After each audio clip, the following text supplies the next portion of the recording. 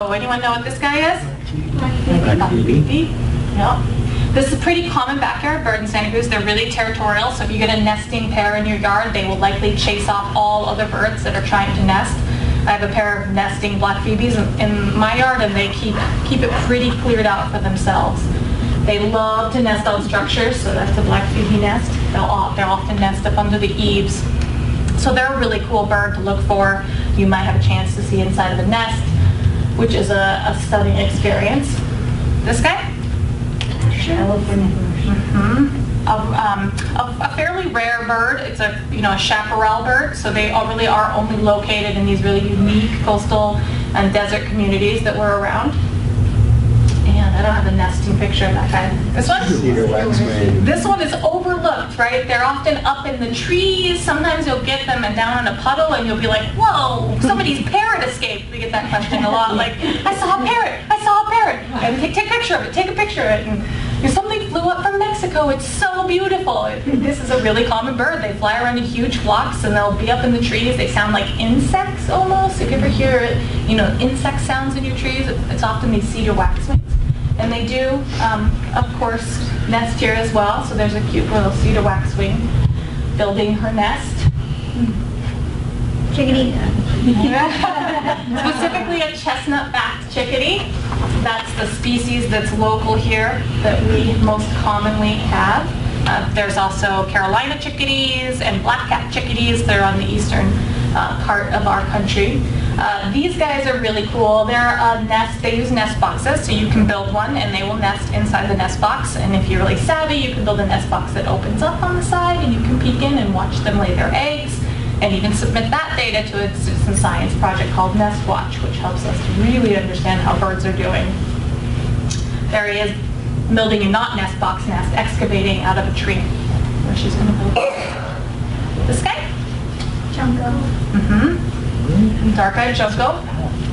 Sweet little fuzzy fling. This one's probably in winter someplace in the Northeast. I didn't grab a California picture, but that's why he's all fluffed up like that. It's like being very cold when this picture was taken.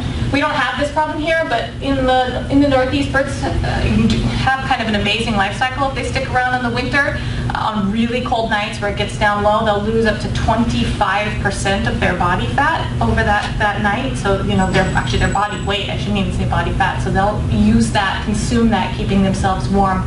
So finding food is a real issue for birds that choose to overwinter in cold places. Many species are, we hypothesize, able to move their ranges farther north because so many people feed birds now. So species like the northern cardinal, they used to winter down in like Maryland, but now you can find them up through New York, upstate New York in the winter, and even into Ontario in some places. This one's a little harder. Where? Let's see which one. Kinglet. It's related to a kinglet. They're very close. This one is actually a Hutton's vireo. This is a local species. They behave like kinglets, so they sort of occupy the same niche that a ruby-crowned kinglet does.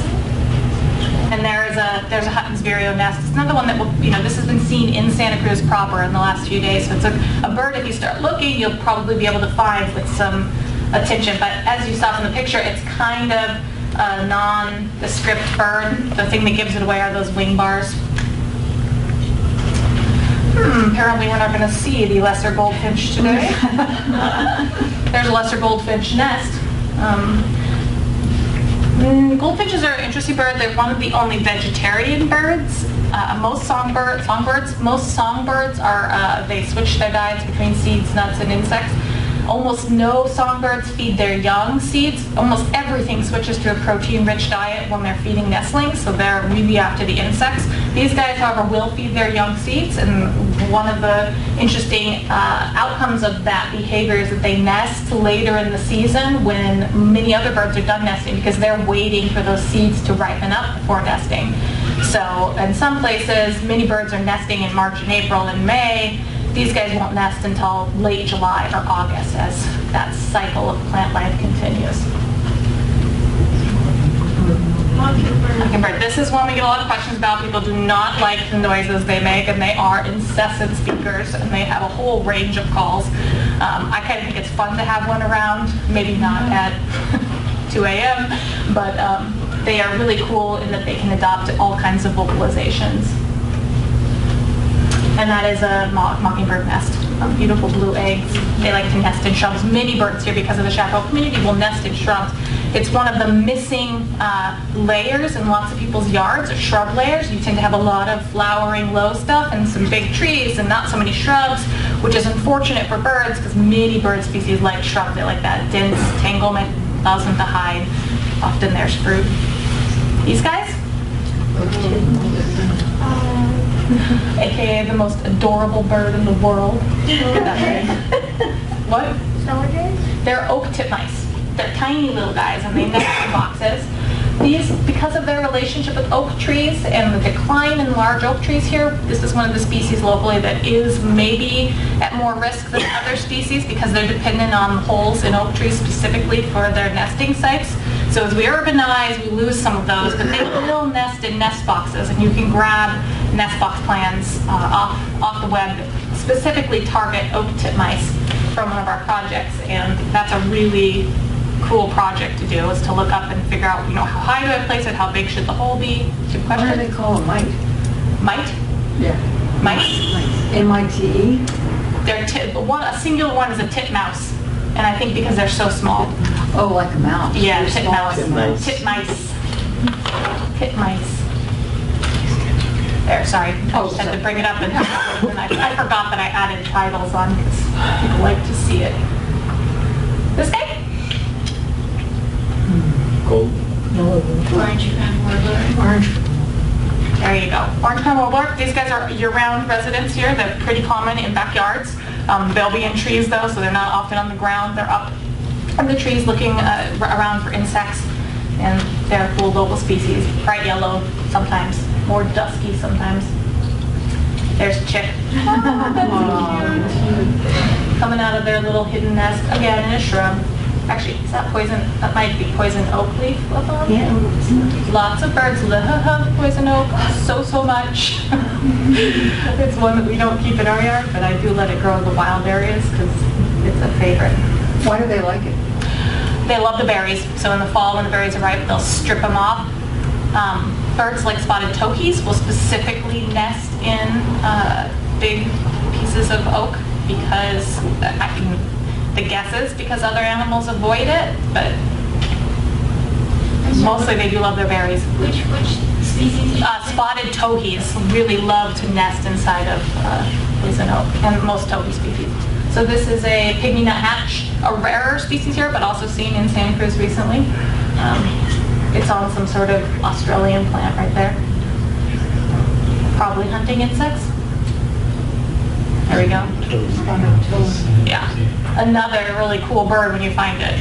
They are a little difficult though. They aren't often out in the open. You'll find them along the margins between where an open space meets a more wooded or shrubby area. They love to be in that area. So if you find a space like that and look around, you'll often find tokis occupying it.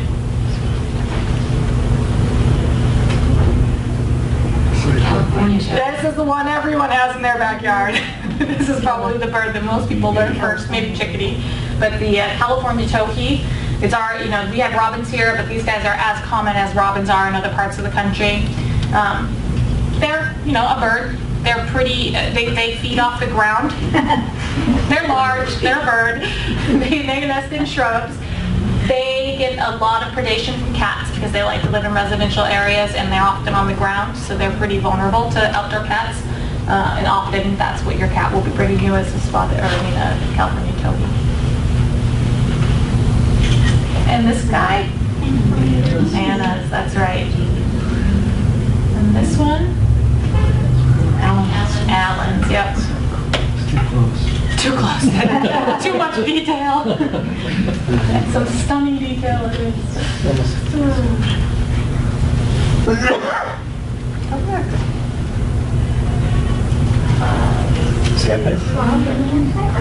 Sanderling. Yeah. These are the ones that are tiny and they run in little clusters back and forth that's in the what they waves, are. sanderlings. They run so fast you can't see Yeah, anything. they're super fast and like little roadrunners or cartoon versions of them, but really common, a fun common bird. And then of course this guy, Seagull. yeah, do you know what species? We have lots of species of seagulls here. This is that huge one, the western gull. Juveniles don't look anything like this. So the gulls are hard. Seabirds in general are hard. Shorebirds are harder. Just the way that they change their morphology between being young and grown up. That one's the Stellar's jay. That crest is your cue, huh? So what is it? That's a The Stellar's jay. Mhm. And not to be confused with our other jay, Scrub jay. yep, the western scrub jay. So of course there's an eastern scrub jay as well. And there's a scrub jay nest. They find a so there's the parent, and then in here is the nest. There's a nestling in there. Or a parent, honestly, I can't tell. It might be the mom sitting on the brooding. Yellow rumped. This is our yellow-rumped warbler. Really cool bird species. Another one that you'll find up in the trees more than down on the ground. Most warblers are tree species. They're insectivores. They love to eat insects. So I'm going to get back to sort of talking about citizen science and my project. So we have people in Santa Cruz and Monterey, all over the country, who report to us about birds. There's about 350,000 of them annually who will submit some kind of data to the Cornell Lab of Ornithology. This gives us some pretty incredible power as an organization because this is something that a single scientist or even a team of 100 scientists couldn't duplicate. So the kind of information that people are submitting to us is makes us a lot more powerful than we would be without it. And that really is the beauty of citizen science.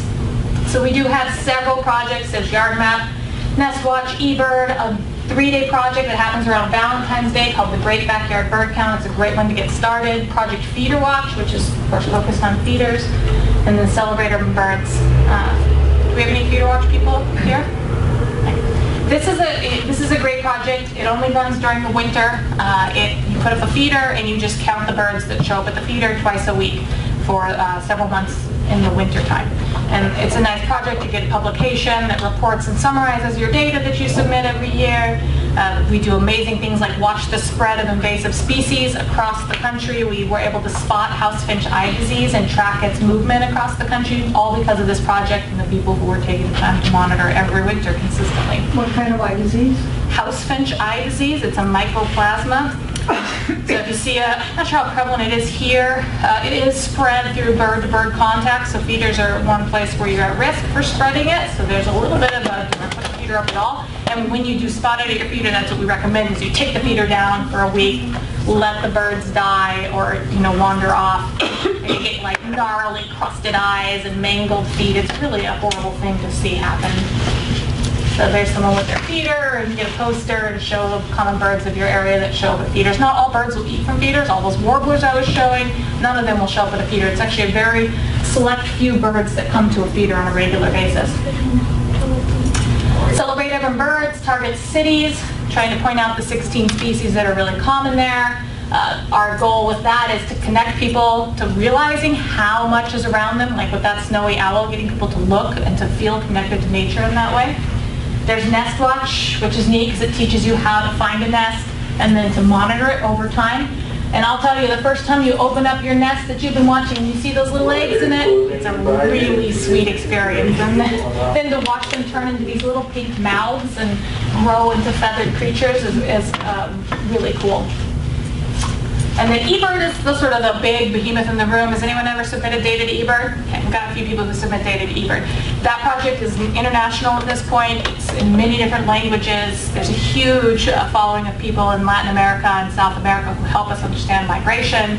It's a great project. There's a team of competitive birders that help run it, and they'll go around the country and do fun 24-hour birding-thons where they'll try to see how many birds they can see in 24 hours in a specific place. They just got back from Colorado, where they saw more birds in their day in Colorado than anyone's ever seen in Colorado before. So it's a fun project. So if you love birds and want to up your game with ID and feel like you have a purpose, eBird is the project for you.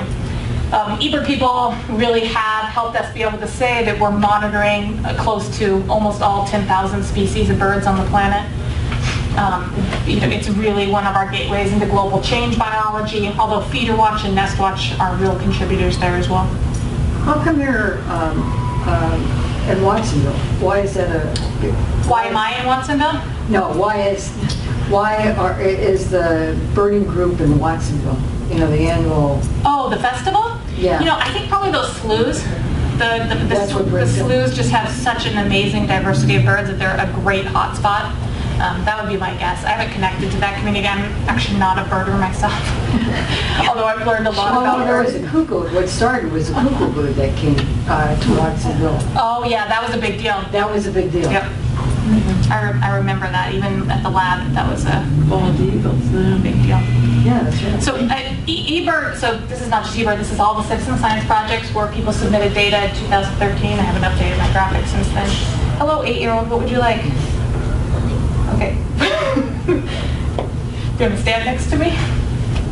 Okay. And it's close to bedtime for me to be out. So you can see we've got great coverage, and people all over the world are submitting data, including people on cruises, which is kind of fun. Wow. So they'll be submitting birds that are out in the ocean. And I don't remember what I was going to say, but this is the project I run, and it is a little bit different than other projects at the lab. After years of running bird-only projects, we found ourselves having questions about more than just the birds themselves. Wanting to understand the habitats where those birds are being found by people. And as Google Maps came online and as the internet improved, we figured out a way to collect that kind of data from people. And I'll tell you a secret, at the end of the month, we're launching a partnership with the Nature Conservancy, and we'll no longer be YardMap, we'll be the Habitat Network, which I think is a great way to describe the work we do, because that is essentially what we're working on, is getting people to think about themselves as part of this larger effort to change the way we think about backyards. So like I said, we've been really good about collecting data about birds, at feeders, out in the wild. We have a lot of data about birds, kind of an endless pool of data about birds. And what we try to use YardMap for is to understand more about the context that those birds are found in, and how the different subtle changes in habitat affect the kinds of birds that are being seen at the place. And not only the kind of birds that are being seen at the place and the number of birds that are there, but also how well they're reproducing in those locations. So we have a special word to describe a place where birds are attracted to, especially attracted to nest, but then those nests continuously fail. But they're called ecological traps. So any habitat where things are attracted but end up, say, getting eaten by a cat or slamming into a window or just not being able to find enough food to be really successful, we would call it ecological trap. So that's one of the things we're really interested in, is what conditions do make a backyard in a fairly suburban residential area bird-friendly enough that they're able to successfully reproduce.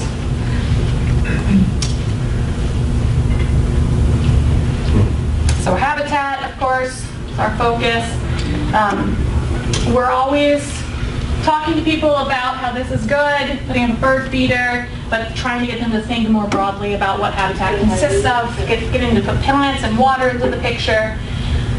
And I'm going to talk a little bit about some of the theory behind the project, just because I think it's interesting, especially for this audience. So one of the things we know from a lot of research is that information alone does not equal the adoption of new practices. So throwing information at people, well, they understand it perfectly fine, and you'll hear scientists making the terrible error that people are dumb and they must not understand what we're telling them because they keep doing it the same way. That's actually not at all the case.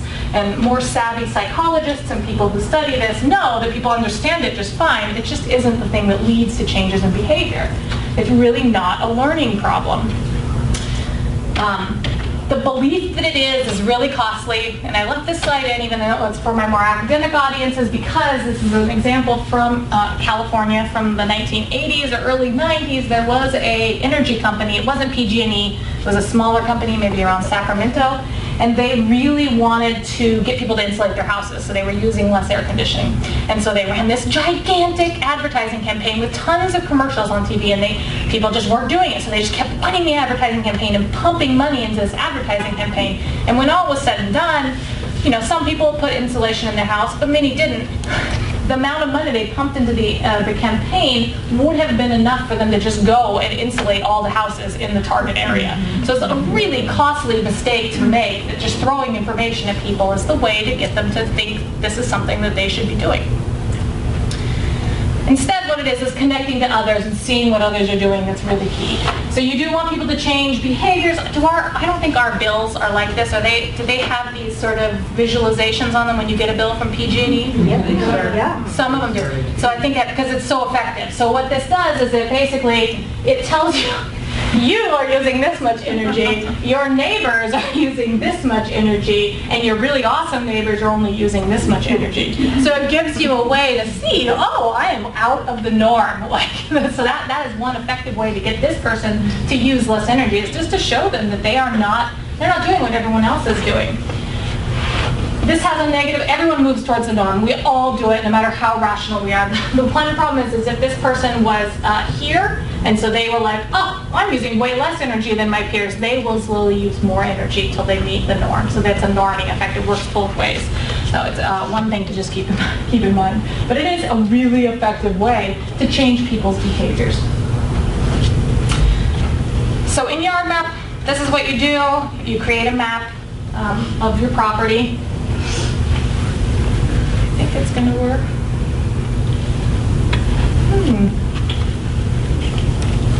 Doesn't seem to be working. How about that? No? Maybe? Wow.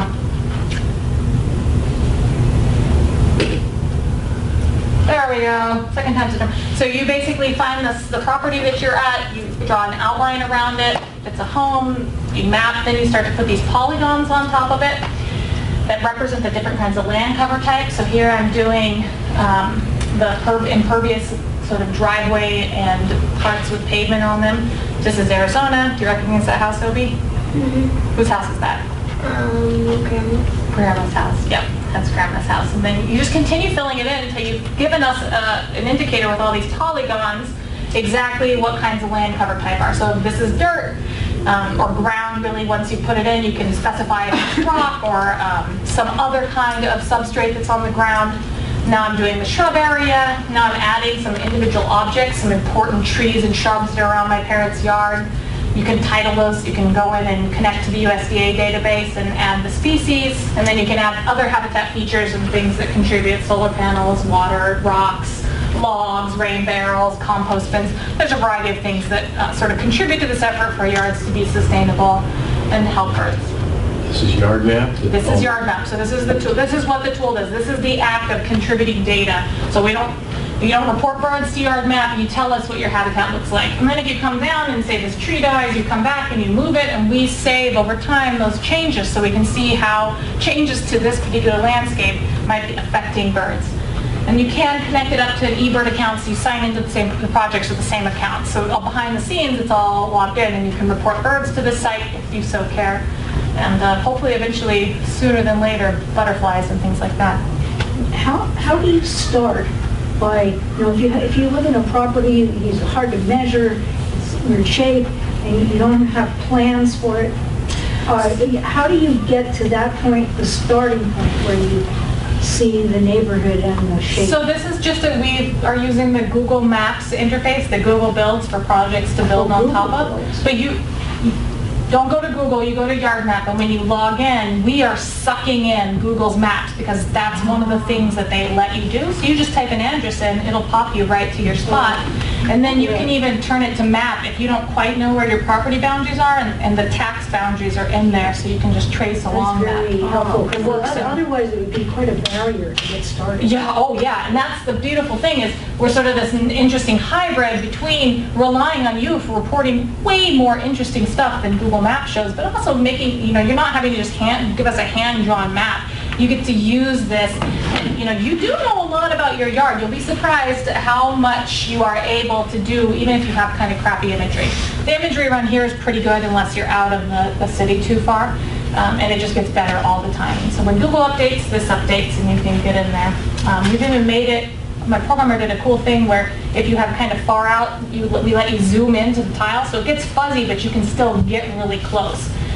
Which is nice because you want to do some detail work. It's really hard when you're 500 feet floating above. So you can zoom in even though you're not getting new map tiles. So this is Ithaca, New York, of course the home of the Cornell Lab of Ornithology. We have a lot of maps there. It dwarfs the number of maps in Santa Cruz. But that will change slowly over time. But you can see, when you zoom out, you can see all the other people who are participating in the project. So this is a little bit like that utility bill, where you can start to see, oh, I'm not alone. Let's go see what these guys are doing or what they're doing at the lab. And you can zoom in and look at the kinds of plants that people are planting. And sometimes if they're nice enough to be reporting birds to the Lab of Ornithology, you can even see the bird list for their yard and start to understand, oh, California fuchsias lead to way more Allen's hummingbirds than the stuff I have. And that is a cool thing. We made this kind of information accessible because that's an intention of the project, is to create this community, this movement where more people feel it's acceptable to landscape your yard this way. We know that that's one of the barriers, is people are like, nobody wants me to have a messy native plant yard. They want me to have something that looks more like an English garden. And I'm worried about pissing off all of my neighbors. And so by normalizing this as the way that people are doing this, and there's enough people around you doing this that it can become something that doesn't risk your social status, that it really does help people to adopt these practices. And we write fun things on the website like making messy look good. So birds do like messy yards, but there's little things you can do to go in and change it so that people perceive what you're doing is cared for and not just laziness, right? So that's the big risk, is that you'll be perceived as a lazy homeowner. So there's tricks, fun research, and you can go read about them. They're fun. It's important, this community thing is important. This is a map done by one of my landscape architect friends who ran a little project, but basically showing how birds move throughout a city. So looked at a tag bird, and it doesn't just show up in one place and live in one yard. Birds use whole neighborhoods. And so that community feels important if we want to really start talking about habitats at scale. And so that's the interesting thing when you start to zoom out. Did I see a hand? No? Okay. This is going to continuously get important. Every 10 years or so, an area, the size of West Virginia gets converted to residential use. That statistic is from before the recession, so it might have slowed down a little bit, but that's actually crazy stunning already. So if it slowed down, that's good, but maybe still important to think about how we are putting these residential spaces to use. We did a cool infographic where we actually looked up the numbers for the average American yard, and we figured out that the average American yard has about 60% lawns, so we put that on there. It's got about 17% of the area covered in impervious, so land with things like sidewalks and driveways and the footprint of your house, tiny little vegetable gardens, and then a little bit left over for this more complicated vegetation, trees and shrubs, big flower gardens that support bees and other pollinators. And so we aren't telling anyone to get rid of their lawn entirely. Maybe here in California we're saying that, but other places we're not. Instead, maybe think about flipping these two things around, having 60% be this more complicated vegetation and a little bit of lawn still if you're using it as lawn. Many people do. They like to do things on their lawn, but probably not 2 acres worth of lawn. That's just, lawnmower heck. So we also know there's, if you're not motivated by the birds, having a greater diversity of birds and plants is really correlated with higher levels of personal well-being, and that holds true across socioeconomic levels. So no matter where, yards that have more kinds of birds and more kinds of plants, and then people report being happier with their neighborhoods, happier with their house, and happier in general. And that's interesting and cool, and kind of speaks to the way that we have a relationship with nature, even when we spend a lot of time inside. So the pieces of habitats are one way that you can break down and think about starting this kind of work in your yard. I'll tell you the 4 pieces. So there's food. I've already shown you this graphic, but here it is in color. that's good. Seeds, some birds eat seeds. This is better. Food comes in the form of berries on plants. It comes in the form of trees that support native insects that then the birds will find and eat. It comes in the form of nectar and pollen for different kinds of wildlife. Here we are with one of my favorite series of pictures. This is an eastern bluebird about to eviscerate a caterpillar that it's found before taking it back to the nest. I did not know they did this until this guy sent me these pictures, and I was like, whoa, that is violent, but really cool. Of course, you don't want to give the caterpillar to the baby birds that will crawl away, so it takes care of that problem beforehand. So this is the work of Doug Titmice. Some of his books are over on the table. But one of the coolest things he's done, besides being an advocate for native plants pretty generally, is look at why we might actually want to be an advocate for native plants. So, they're cool, it's fun to be sustainable and have plants that match your ecosystem, but it turns out that some plants that are native host a lot more species of caterpillars than plants that are not native. It's not that important when you look at sort of herbaceous plants, so the low-growing annuals and perennials. But when you start to get to woody plants, so things with woody stems, trees and shrubs, native species of those support almost 8 times as many kinds of caterpillars as the non-native species do. That adds up when you are a bird and you have to catch between 7,000 and 8,000 individual caterpillars to rear your young. So that's in one season. Each pair of nesting babies, if they have a set of nestlings, they will go out and catch and bring back almost 8,000 caterpillars to feed those nestlings. What happens to butterflies? Well, caterpillars lay a lot of eggs, so butterflies lay a lot of eggs. But yes, this gives you pause though. If you are considering spraying pesticides, maybe you should just put up a chickadee nest box instead. That's a lot of caterpillars. Snails? And yeah, that's a good one for here. Some birds will definitely eat the snails. I'm not sure they're taking them and feeding them to their young. I don't know the answer to that question, but we can look it up together since we do have a snail problem here. Go ahead. If you planted milkweed, it attracts butterflies. Does it attract the caterpillars? So the butterflies, monarch butterflies, and there's many other species of insects, actually some cool beetles that only breed on milkweed. So they will actually detect when they're on a milkweed plant. They have sensors in their feet that are sort of chemical, and it's getting the volatiles off the milkweed, and then they'll be like, oh, that kicks them into breeding mode, and they'll lay eggs on the milkweed plant, and then those monarchs, caterpillars, will grow up and eat the milkweed plant.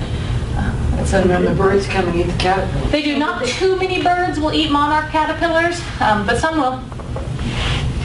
You were going to ask that? Yeah.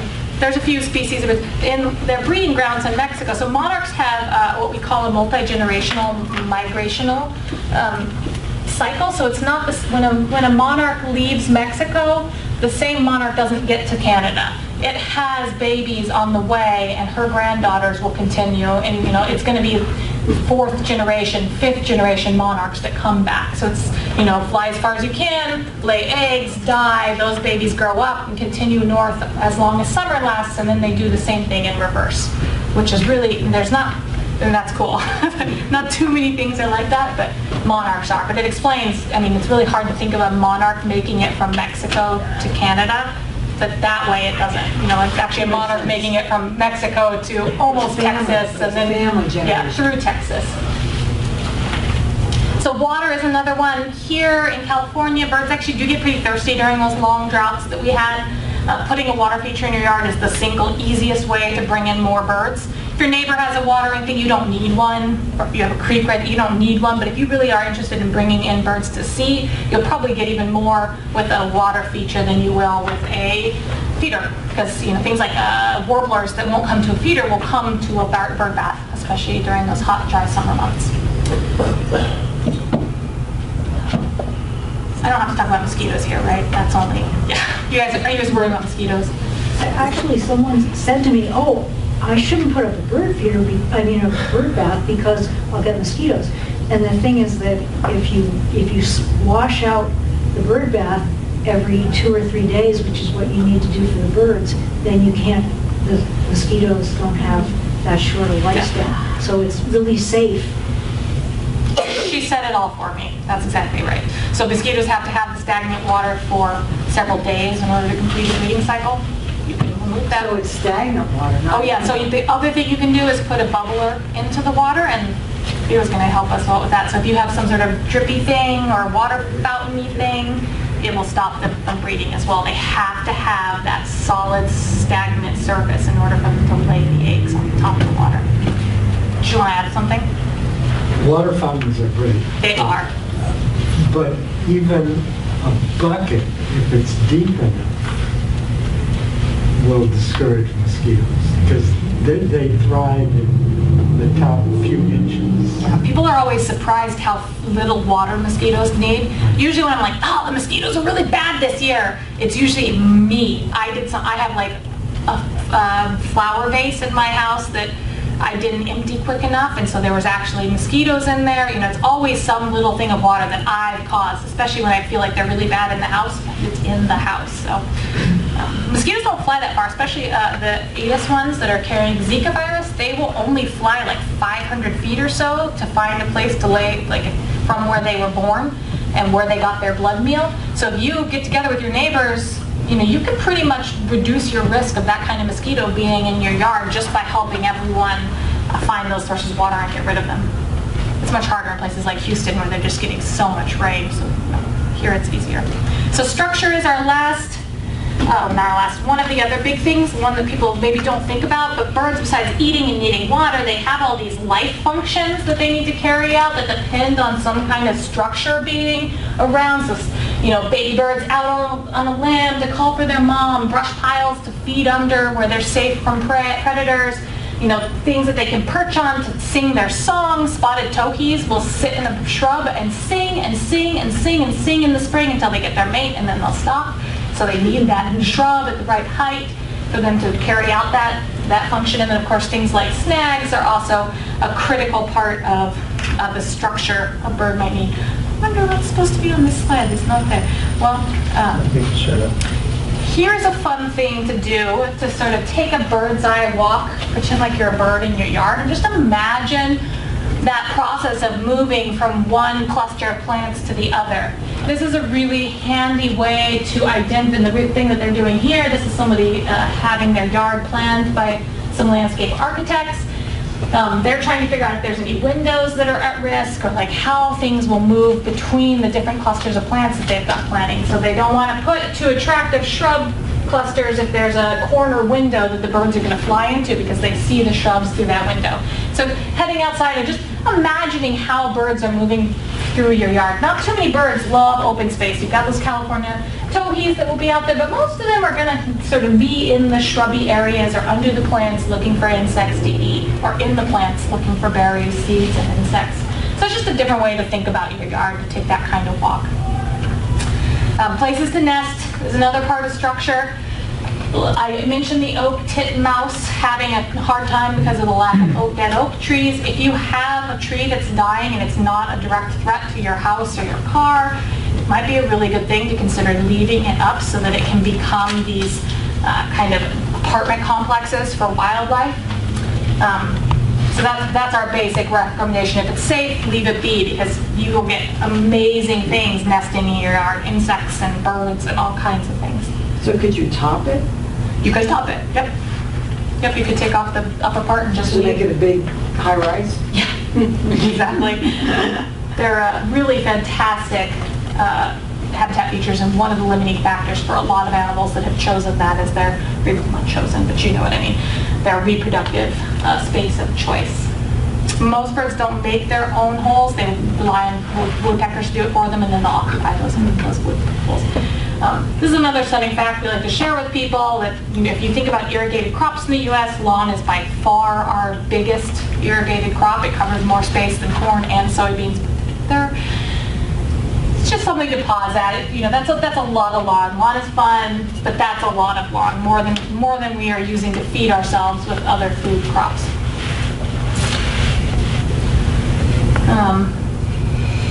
Think small. Use real mowers. If you can't mow it with a real mower, maybe, you know, I feel like this is not quite the right slides. I didn't edit these for the same Cruz audience, since we're already on the no lawn bandwagon here for most part. If you had a lawn, they want the leaves, the clippings left. Yep. Yes. Especially, so if you want butterflies in your yard, leaving your leaves that fall off the trees is a really good way to help buffer that butterfly population. Lots of caterpillars will roll up in leaves and they'll overwinter in them when they fall down, because they're going to use that tree when they emerge from their breeding cycle, from their eggs, as their first food, because their parents specifically put them there because that's what they want to eat when they get up. So if you rake them away and put them in a bag and send them to the landfill or even into some more friendly place, they're removing them from, there's a high likelihood they won't survive. So it's a really great way to ensure that you have a healthy caterpillar, butterfly, moth population in your yard the next year. And also, if it's on the tree, it's not going to be the kind of caterpillar that eats your tomato plants. Most of them are pretty discriminate. There's not a ton of generalist caterpillar species. Many of them prefer a particular kind or genus of plants. I'd be remiss in talking about pollinators, which are another sort of sector of wildlife in the U.S. that's really suffering. And just removing some of that lawn and replacing it with flowering plants is a super easy way to ensure that you're providing pollen for the local bees. Another limiting factor for bees is bare ground. We have a lot of ground nesting bees in the area, so if you have everything under cultivation or you just don't have any bare ground that's available, they have a hard time finding a place to nest. So that's another good thing to do. Just leave a little patch of bare ground. Don't feel bad about it. It's a habitat feature. What if you step on? If you step on the bees or on the bare ground? On the bee nest. Most of them are digging little tunnels underneath it. So you could collapse their nest. Probably they don't know how to crawl out. Some of the moms will pack them closed, so you won't even be able to tell where they are. So you're probably okay, even if you step on it. Maybe not jumping around on it, but they're pretty tough for, I think, that kind of impact. Pollinator gardens can be as complicated as you want them to be. I did print out, or the library printed several copies. I printed one copy of the Ecoregion planting guide for this particular ecoregion. So the Pollinator Partnership put these together, and it lists specific plants for just where you live. It's really cool.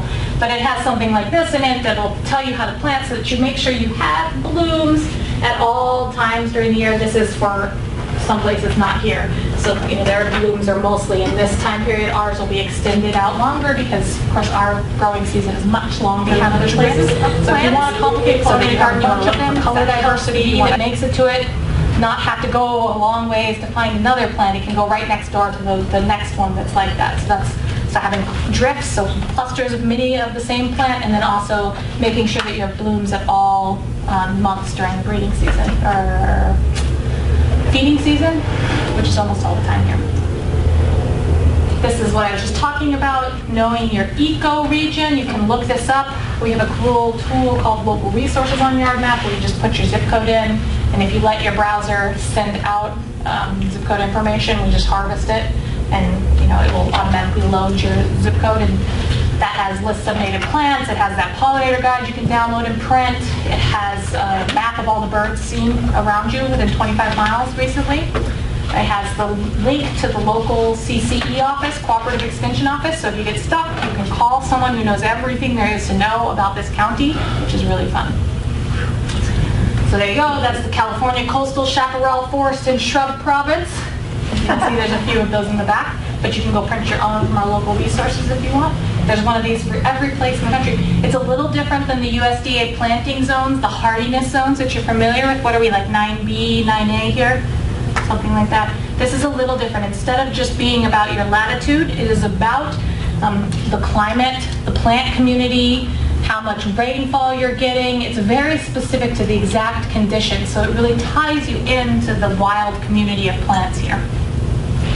And then, of course, we talk a lot about sustainable choices in YardMap.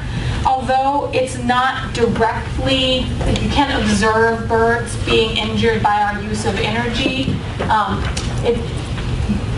Coal mining, things that remove habitat from wild spaces really damage a lot of bird populations. A lot of these forest breeding species, things like fracking, these are all fairly risky activities for us to be engaging in. So anything we do that promotes more use of sustainable energy resources or less use of pesticides, more composting, anything that decreases the amount of impact that your yard is having indirectly benefits birds and all wildlife. So that's a cool thing to keep in mind too. And I'm finally ready to be done talking, and we can take questions if we want. You can go first. Well, how do you sign up for this? So if you go to yardmap.org, there will be a join button there. So you can create your username and account.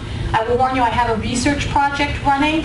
So my background is actually in the learning sciences, and I'm really interested in how people talk to each other online. I did a lot of work at the Monterey Aquarium for my dissertation at UCSC and at the Exploratorium in San Francisco, watching people have conversations about the scientific content in those places. So I have an extra research project running, so if you sign up for YardMap, it's going to say, would you like to participate in this research project? If you're not up for that, it consists of a survey, and then I'm going to send you some emails, extra emails, and then another survey 10 days later, 11 days later. Just say no. No harm done. But if you are, then join. I've got half an acre that I've been landscaping for birds and wildlife for 40 years. Yeah, it takes that long, huh? And I joined YardMap this morning and mapped the yard. It looked like, after I got through the first couple of layers, that there's almost no limit to how much information you can drill down into in terms of the species of your trees and the kinds of the flowers. And I just wondered where all that data is going to go. What use of it? So I'm not a spatial ecologist, but we will, when there's enough data in the project, start to look at it with a spatial ecologist. So the kind of data that we save that enables those polygons that are being drawn as the centroid, and then the area around them. And so we use that then tied to the kind of polygon you said to try and understand, okay, this site has this much impervious space, this much in shrubs, and then we look at the bird data behind the scenes and try to understand that. The plant species data, I don't have a direct, I mean, lots of people have questions about relationships between specific plant species and birds. So that data will come in handy there. It's also useful to other people who are wanting to understand what works in their yard. So So if I'm not sending in bird data, then it doesn't correlate with anything. it's less valuable. Birds do utilize entire areas, but yes, if you can find it in your heart to send in bird data, that's even better. And you'll see there's a little birds tab that you can open up, and it will automatically create a site for you to report birds to in eBird. Where's that birds tab? I didn't see it. Can't open it on my iPad. So you must have opened the window that pops open where you tell us what kind of lawnmower you're using, or you set a plant species. Yeah. Yeah, in there's a sidebar that says birds. And that when you click on that, it'll say, do you want to create a bird account too? And you can walk through the process. Oh, okay. And once you get to that point, it's easy. We're having our user interface overhauled right now, which is, thank you, Nature Conservancy. Can I go? I just was curious looking at the list of plants. I have trees and bushes that are called cotoneaster, and they have white flowers, but then in the winter they have red berries. And I have whole flocks of pine siskins or cedar waxwings that come and eat them. Strip them bare almost. And they're not even listed. Are you looking at the pollinator partnership? Is there another name for that plant? I don't know why it's not there, but I can tell you there's a lot of concern because it's a really, really much loved plant by the birds that's not native, and it spreads all over the place. Yeah. And so, I mean, it's an interesting problem. It's an ambivalent thing then, because if it's not native, but it is. Yeah, and what it does, like all invasive species, it takes up space where ideally a native plant could grow. If it were just in people's backyards, it wouldn't really matter, but it doesn't stay there. It spreads into Because it doesn't have any predators. Birds Well, spread the birds spread the seed, like. Oh, they eat the berries So- and drop the... Yeah, so if you walk in the Pogonip, for example, you see all these cotoneaster Oh, really? bushes, and people actually, now and then, there isn't much invasive plant eradication, but now and then people cut them back. They're practically impossible to eradicate. Right. But it's hard because the birds do love them. They love them, and they love ivy too, Yeah. and that's Right. not native, but the berries on the ivy shrubs, Yeah. very So popular. the thing is, though, if we can all find something native that fulfills a similar thing, that has some little pretty flowers in them. Where do we get that kind of help? I'd love to have someone come to my home and give me advice on what to do, but where do you get it? Golden Love, Love's Garden. What's that mean? Golden Love, Love's Garden. Knows, he's an old guy, but he knows everything. And he'll come to your But he home? charges. Yeah. Yeah. The he native will. plant nurseries will also do it. Find people in YardMap who are gardening here who seem like experts. The natives issue, it's a real authentic issue. Scientists are, 6 of one, half dozen of another. Do you cut down a large non-native tree that's in your yard? Because it's doing all of those things that I was talking about. It provides a lot of structure. Birds are nesting in it. And I can't buy a 50-foot tree. No one can. If I cut that sucker down, I'm gonna have to replace it with some tiny little 4-foot thing. Yeah. So I tend not to tell people to cut out their well-established woody plants because they have a bigger role to play in a person's yard than a new baby native. But if you're planting something new, I do say err on the side of natives. And that guide right there, that's by pollinator people, not necessarily by bird people. And they have a real laser focus on bees and saving bee populations. Bees do have a weird thing with natives. There's like secondary metabolites that they use to self-medicate themselves, that they've evolved to have relationships with the local native plants. And so if there aren't any of those native plants, they don't have access to those secondary metabolites. There's been some research in the last year that suggests that's why they're more vulnerable to mite infestations and viral infestations that are taking out whole populations, because they don't have access to the things that they're medicating with. So they really do err on the side of natives in that planting guide, which is why you don't see some of those popular non-native species. Because the bees do love those flowers that, Yep. The ecology is complicated.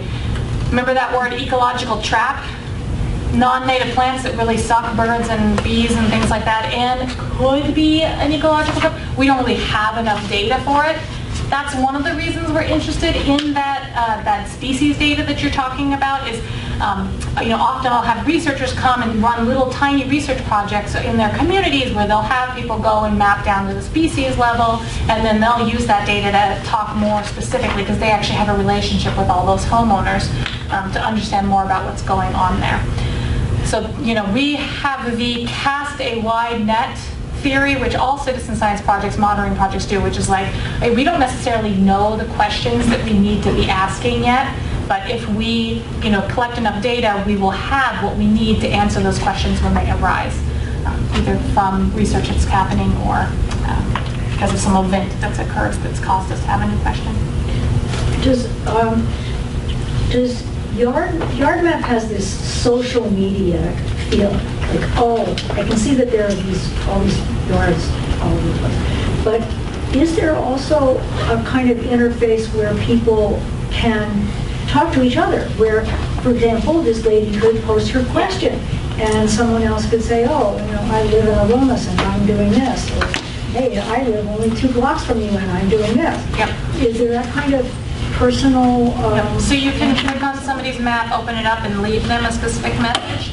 And we just released a groups tool, and I made a group for the Monterey Bay this afternoon. You should go find it. It's under the groups tab, add your map. That you can, it's just for people who are in the Monterey Bay area, so that you have a little forum to talk to each other specifically within that community. And I'm there, so. Well, there is a garden club that meets once a month too, Yeah. in Aptos, and a succulent growth Yes. that meets in Watsonville. Yeah, no shortage of great people. The Native Plant Society. And Native Plant Society. Oh, yeah, it's fun. I don't know when they meet, but they're a local group that you can find online. Oh, good. And even, you know, California Native Plants. Plant Society, I mentioned the the cooperative extension that you can get a link directly to. There's master gardeners there. Many of them are expanding their knowledge of native plants and sort of drought plants and plants that match the ecoregion, so they could be a really good resource as well. Traditionally, that's not what they've focused on, but as more and more people have become interested in that, they've become expert. How do you know the difference between Oriole and a towhee? Because we think we saw an Oriole, but it could have been a towhee. Spotted toad. A spotted towhee. Yeah. I mean, Orioles are, they're orange and black here, right? I mean, did you see spots on the towhee? Or I on the don't think we bird? saw spots on the back. Just Two wing like bars? little white. Black-headed grosbeak? But They what look kind just of like the beak? spotted What toad. Yeah, kind the of beak. beak does it have? She's The right. beak is really important. I don't remember. Well, I saw it like for a second and then it flew away. Wow, hopefully it'll be back and you'll see it again. You can also get online and listen to the sounds that each of those birds make. Oh, wow. The lab has an extensive library called the Macaulay Library that has basically every sound you could ever want to hear of wildlife. All the movies pay us to use those sounds. It's really cool. It's one of the ways we fund some of this work. What kind of bird seed is recommended to put out? So birds love black-oiled sunflower seeds. Love it. They tell not too many bird species will eat millet. The California towhees will eat it off the ground. But black-oiled sunflower seeds are absolutely the favorite in trials that we've run. Or the sunflower chips, when they're not in the shell anymore, they really love. They'll go through And that the really nice fast. thing about them is you In the can, seeds, the sunflower seeds? yeah, but they're But not in the sunflower shell. chips, but they're no longer in the shell, so you don't have that litter. The whole one. You spend hundreds of dollars a month. Yeah, you could get Costco down I there. like the chili flavored ones. For the squirrels, yeah, birds don't taste capsaicin, but squirrels do. So if we have millet, we should be throwing it on the ground? The birds will certainly do that for you if you put it on your feeder. I like to put a plug in for what's called a platform feeder. Yeah. I mean, it's the simplest thing to make, just stick a piece of plywood that's, big enough for several birds to sit on, and up high enough that the cats can't jump onto it. And gosh, you can get a different variety of birds. You have the hanging feeder for finches and grosbeaks, but I have like a flock of the forest doves and band-tailed pigeons. They come in like And they 14 of them, and they all sit on them, push each other around. Yeah, they But sit on each other's backs. one thing that's helpful is that cheap bird seed says it has something in it called milo, M-I-L-O, which is not millet, and it makes the bird seed cheaper, and then the birds don't eat it. They throw it on the ground because they It's don't like like a it. filler. So it's filler. So it makes a difference to, if you want to spend your money wisely, to if you get a mixed seed, to get one that doesn't have milo in it, that's just plain millet, and something that has, and then usually has some black oil sunflower mixed in it. And if you want that Orioles are fruit eaters, so you can do something like nail an orange slice to a post and stick Oh, it that's out. why they do that. Yep, and Orioles love that. They will do things like jam. People will put scoops of jam out. We don't tend to recommend artificial sugar for birds, but they'll love it. I mean, hummingbirds drink artificial sugar. I mean, that's what you're making when you're making hummingbird water. Stick an orange slice out there, watermelon, something like that. They'll probably come in and eat it. A towhee won't. Yeah. Seems like YardMap is targeting the birding community. Are you seeing other groups of people that are motivated to use it for other reasons? Absolutely. So the partnership I alluded to with the Nature Conservancy, we're actually pivoting towards being much more about wildlife in general and even human habitat. So they have a lot of goals in cities and urban areas to help people manage water better. So there they do a lot of focus on rain gardens and capturing water and slowing water down with impervious surfaces and green roofs and managing heat island effects. So all that kind of data can be collected in YardMap as well, and so they're really helping us to emphasize that. We're starting to talk and add some new things to talk about amphibians, and if you're lucky enough to have a wet area, how you manage the shoreline so that it is able to produce things like dragonflies or be a nesting site for a turtle. So that's definitely coming.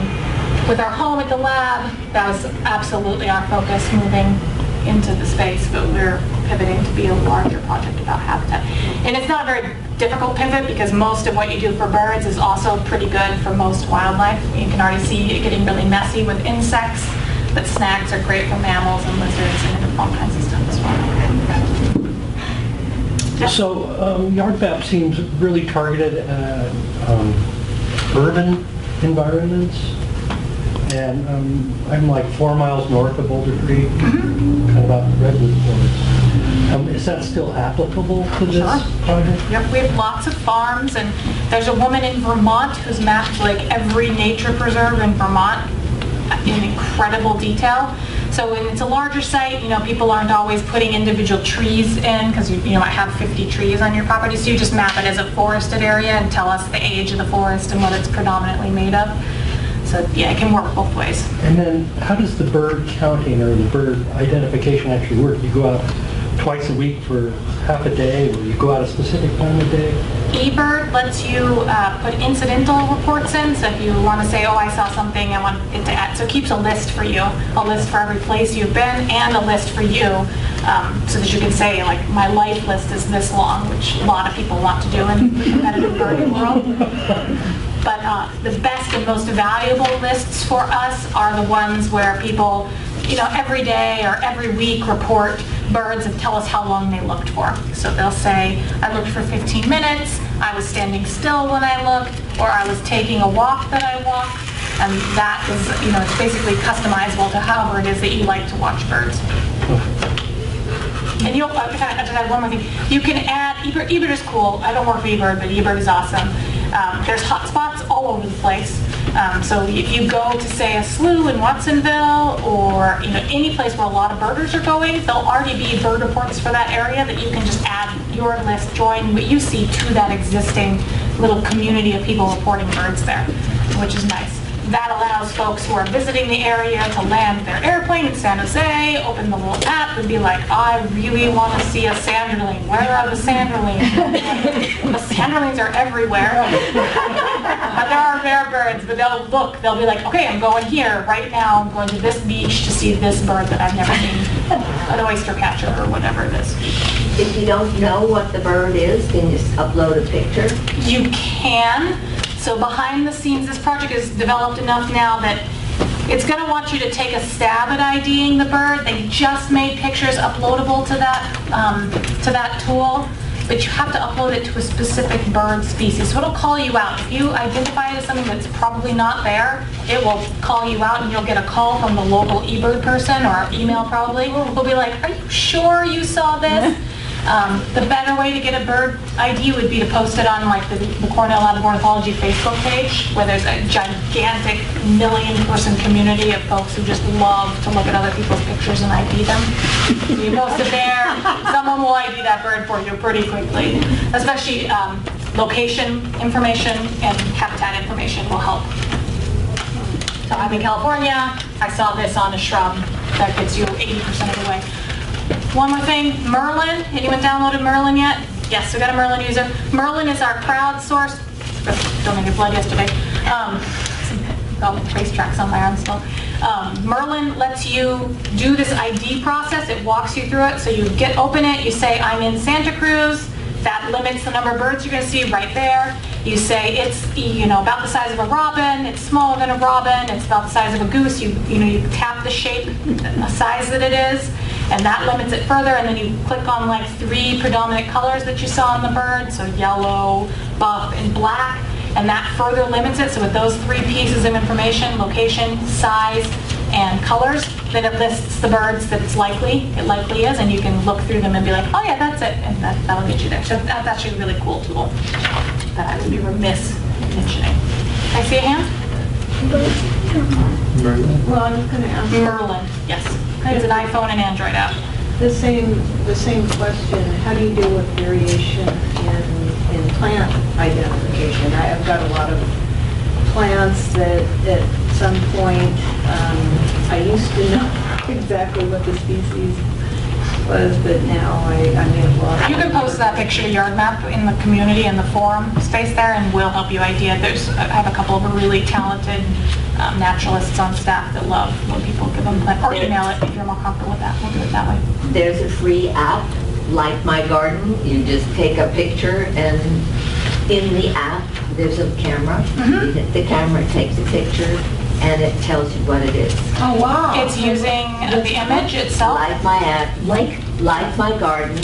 Then there's a tiny little picture of the camera, so you don't have to open the camera separately.